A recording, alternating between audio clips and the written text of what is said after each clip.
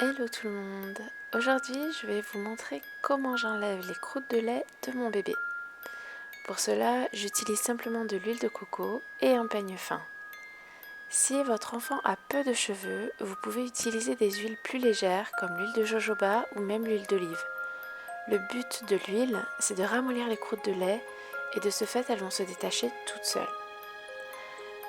Donc je n'hésite pas à prendre une belle quantité d'huile.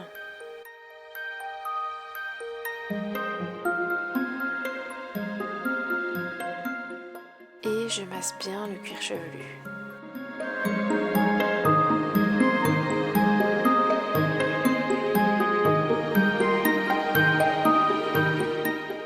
J'insiste sur les zones les plus touchées avec la pulpe de mes doigts.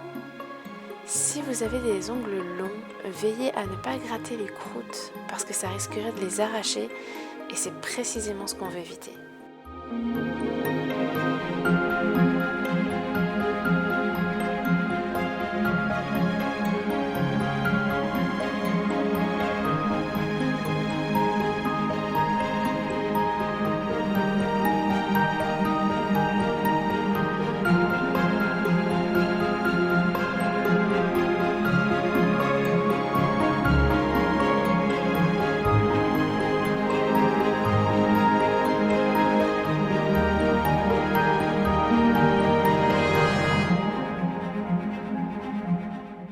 Une fois que vous avez bien massé et que vous voyez des croûtes de lait se détacher, c'est qu'il est temps de les récupérer avec le peigne. L'idéal, c'est de passer le peigne le plus près possible du cuir chevelu sans pour autant le gratter. Parce que si vous grattez et que vous arrachez des croûtes, le cuir chevelu risque d'être à vif. Vous le verrez tout de suite, ce sera rouge. Je ne l'ai pas montré, mais j'avais à côté de moi une lingette lavable qui me permettait de nettoyer le peigne au fur et à mesure du processus. Vous pouvez bien sûr utiliser un mouchoir, un grand carré de coton, une feuille d'essuie-tout, etc.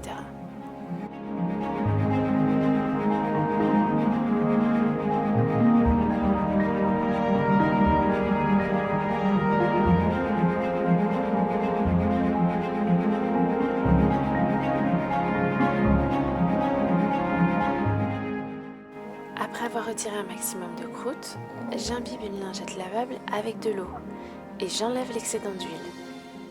Je choisis de ne pas faire de shampoing parce que je veux éviter d'agresser un cuir chevelu déjà sensible et parce que je veux quand même profiter des bienfaits de l'huile de coco en laissant un léger film protecteur sur les petits cheveux de mon bébé. Mais vous pouvez très bien enchaîner avec un bain et rincer les cheveux de votre tout petit à ce moment-là.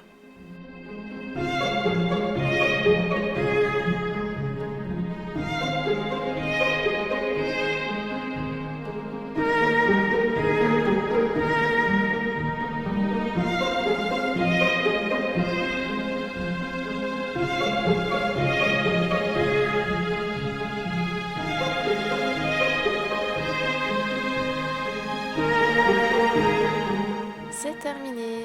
Vous pouvez maintenant vous amuser à styliser les cheveux de votre enfant. Comme vous pouvez le voir, il reste encore pas mal de croûtes de lait, mais elles vont continuer à se détacher toutes seules au fur et à mesure des massages. D'ailleurs, je vous conseille d'en faire un tous les 2 ou 3 jours et vous verrez que vous serez rapidement débarrassé de ce petit désagrément.